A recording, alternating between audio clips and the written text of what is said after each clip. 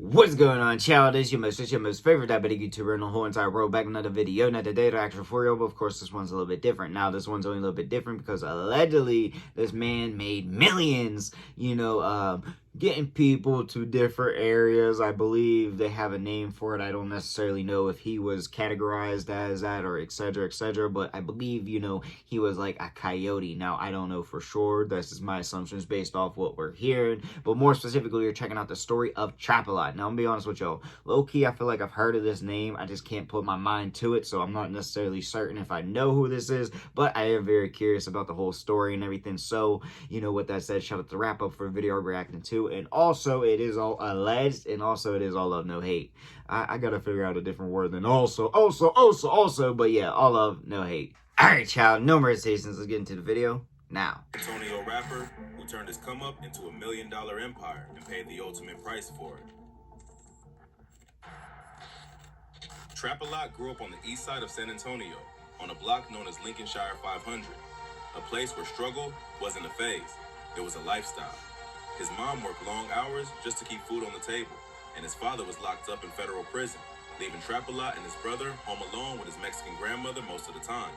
They spend their days hanging with the older neighborhood kids who are already smoking weed, fighting, and flirting with trouble. It didn't take long before Trapalot got pulled into it. By the time he was 10, he'd already caught his first high, coming home smelling like smoke while his mom tried to hold it together. She knew she had to pull her sons out of that life, so she did what any mother would do.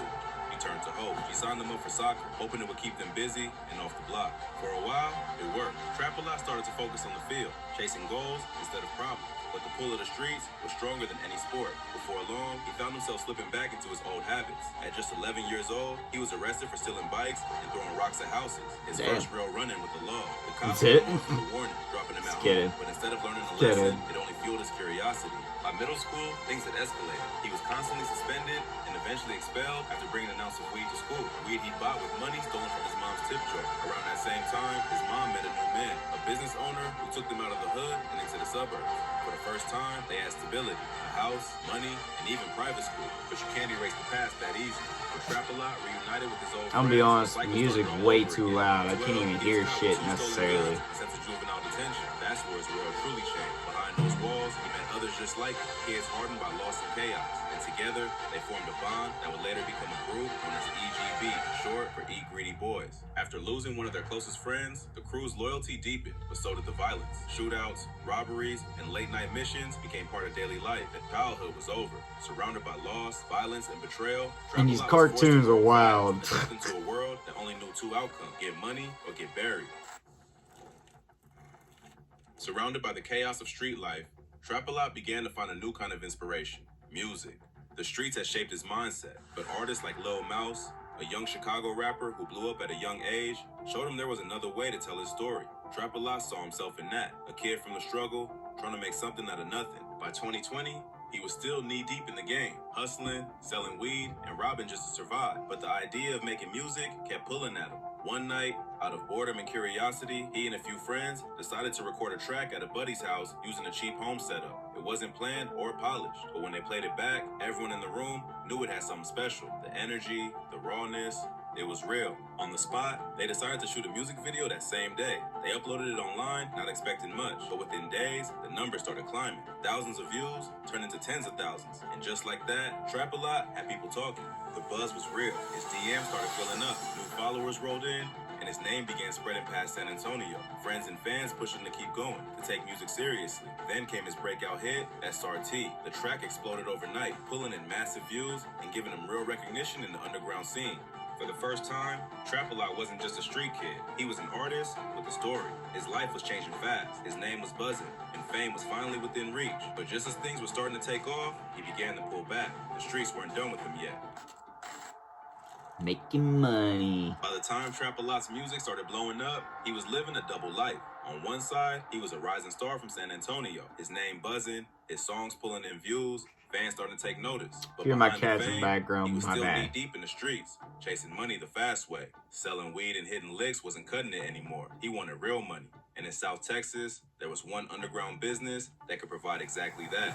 The business of moving illegal immigrants was booming. All along the border, people were paying I ain't gonna lie, $5,000 to allegedly I $10,000 per may, person to be smuggled into the U.S. cartels controlled the routes. May have Drivers, considered that often career young men too, from if small towns or anything, the you city, know? were paid to pick up migrants from stash houses near the border and transport them to nearby cities like San Antonio, Austin, or Houston. It was quick, dangerous, and extremely profitable. That's when one of Trapalot's friends introduced him to the game. At first, it sounded unreal. A short drive, a fat stack of cash, no drugs, no weapons, just people. But once he realized how much money could be made, he dove in head first. Trapalot made contact with the cartel connection, and suddenly, He was no longer in playing it. small. He started organizing the trips, Allegedly. coordinating drivers, and taking a bigger cut. The cash started pouring in, thousands turning into tens of thousands, then hundreds.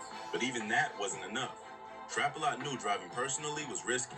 One checkpoint, one wrong move, and it was over. So he came up with something no one had done before. He used his rap career as the perfect front. As his music buzz grew, so did his following online. Not a bad idea. Trapalot began advertising his smuggling runs right on his Instagram story, Dumber ways. disguised as easy money opportunities. He'd post offers like $5,000 for a quick hour-and-a-half drive, gas paid. To his fans, it looked like a harmless hustle. To him, it was genius. Within months, people were lining up to drive. Everyone wanted in. Young fans, broke kids, people chasing the come up. They didn't care what they were moving. They just wanted the payout. And for Trapalot, it meant one thing: expansion. Before long, he had built a Low-key quiet smart. empire. Trucks and drivers running daily, thousands turning into millions. While the music gave him fame, the smuggling gave him fortune. His name was everywhere, online, in the streets, and now whispered among law enforcement. Trapalot was getting rich, but he was also getting reckless. His songs were still going viral, but he wasn't dropping music anymore. Studio sessions were replaced with logistics meetings, and beats were replaced with business calls. For Trapalot, rap was no longer the dream, it was the disguise. Damn. I know it might be difficult occupation to get out of, but yeah, if you can just settle off with some money and continue rapping and shit, why not do that, in my opinion? Everything he'd once dreamed about. But the higher he climbed, the harder the fall that was waiting.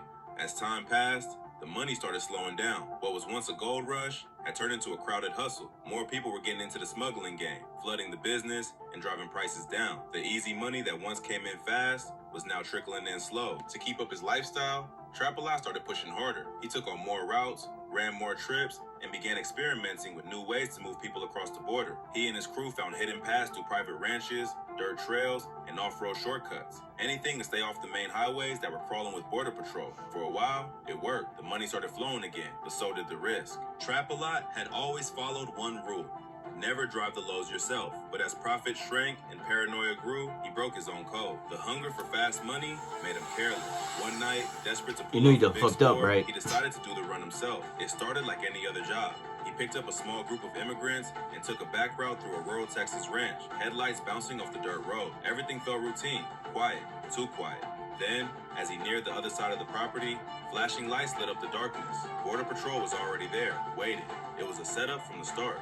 In seconds, everything he built came crashing down. The money, the empire, the illusion of control, gone.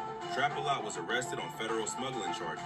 His operation dismantled overnight. The fame, the music, the millions, all Just of it like disappeared. that. Damn. For the first time, Trapalot had nothing. No crew, no cash, no freedom. Just the weight of every choice that brought him there. Oh, he must not have done a long time, Trapalot man. spent a Shit. little over a year behind bars. Oh, Time that ain't forced him that to slow bad. down and I mean, face it's bad, everything but he not had been that running bad. from. Locked in a cell, away from the streets and the noise, he started to find peace in the one thing that had always kept him grounded: music. Hopefully he Even had while some of that incarcerated, shit stored he away managed or to release something, songs. too. His voice echoing through prison phones and studio connections on the outside. The world hadn't forgotten about him. If anything, his name carried more weight now than ever. When he finally walked out of those federal gates on probation, Trapalot was hungry for a fresh start. This time, he swore he'd leave the fast life behind and focus on his true gift. He poured himself into music, dropping videos, reconnecting with fans, and trying to rebuild the career he once threw away for quick money. For a while, it looked like he was really changing. But freedom comes with temptation, and old habits die hard. Just as things began to pick up again, Trapalot found himself back in federal custody after violating his probation. The streets had taken him once again, pulling him right back into the cycle he promised to escape. Trapalot had it all: the fame, the money, the respect. But in the end, the same hustle that made him a million Well, hopefully he can learn his lesson, realize that, yeah, I need to focus on the music aspect and all that shit, because if he did have a buzz, like, I'm feeling like I remember his name for some reason, like, and it's stuck in my head. It's stuck in the back of my head. There we go, learn disability kicked in, but, like, if you got that buzz, focus on that shit when you get out. Necessarily, I won't say, like, I'm not judging him or anything, because, there's way worse things he could have been doing, crime-wise, in my opinion. But, like, yeah, I don't know. And I'm hoping he had some money stored up.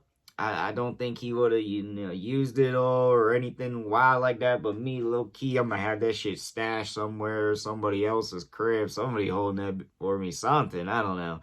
There's all the risk and shit. But yeah, like that. I'm just thinking about that. But low key interesting. Now the video itself, the cartoons were wild, and yeah, sometimes the voice, the music was overbearing slash, over the voice. So, I don't know. I didn't like that aspect. But in general, it was a very interesting tale. And I hope he comes out and he can focus straight on, music, profit, all the positive shit in life that obviously he already has low key, happened to him, I guess would be like a good correct word in, like, everything that he already had going for him when it comes to the music, the hype, etc. Hopefully he can come home and focus on that aspect. But really, that's all I gotta say. But I do want to know what y'all think and what you want to see your boy make in the comment section down below. But like I said, that's all I got for y'all. Peace.